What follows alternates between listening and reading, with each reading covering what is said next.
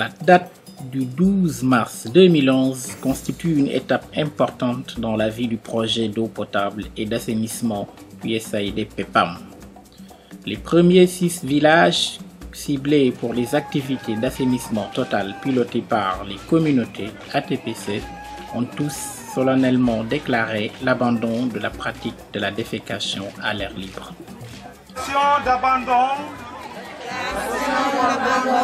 De la défécation à l'air libre. Nous, communauté et population, des villages de Djagour.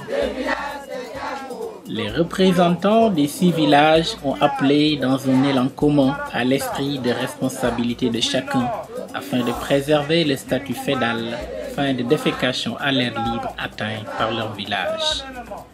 L'approche ATPC a fortement mobilisé les populations locales et leur a permis d'initier des actions pour l'amélioration de leur situation sanitaire et de leur environnement.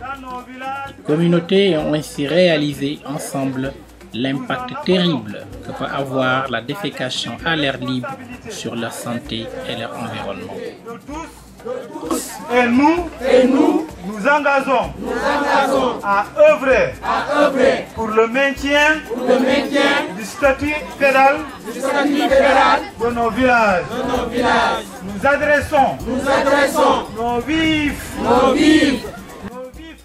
L'assainissement total piloté par la communauté est une des composantes du programme USAID PEPAM.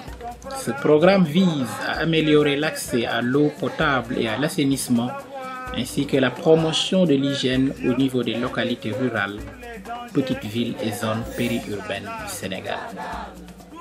Tous, ensemble et unis, nous vaincrons la dalle à jamais.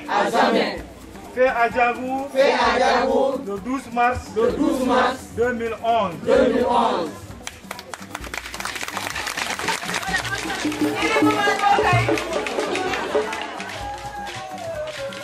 Comme à l'accoutumée, la déclaration d'abandon s'est déroulée dans les pures traditions culturelles sénégalaises.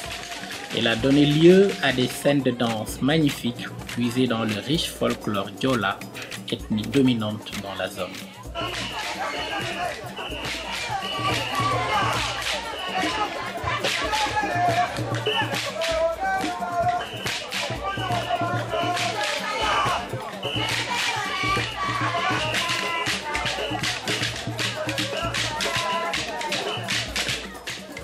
En guise de récompense, le projet s'est engagé à réaliser ou réhabiliter dans chacun des 6 villages un point d'eau afin de leur permettre d'accéder à une eau potable.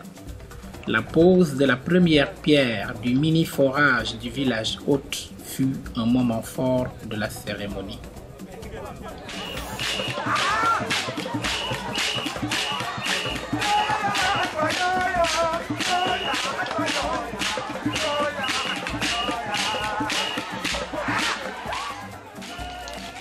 Comme première manifestation du nouveau statut, un panneau est placé à l'entrée du village qui indique que personne dans ce village ne défèque dans la nature et qu'aucune contravention ne serait tolérée.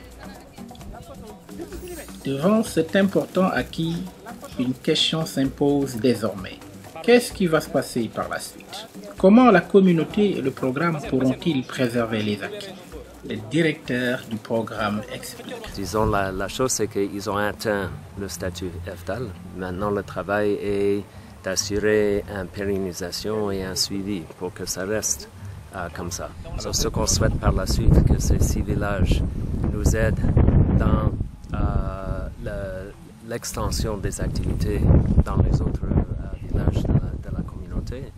Mais aussi, ce n'est pas simplement l'ATPC, ce n'est pas simplement l'assainissement total par la communauté. Il faut faire une liaison et ce qu'on doit continuer à faire, c'est faire une bonne liaison entre les besoins d'une bonne gestion de l'assainissement et l'environnement du village et l'adduction d'eau, de l'eau propre et de l'eau potable.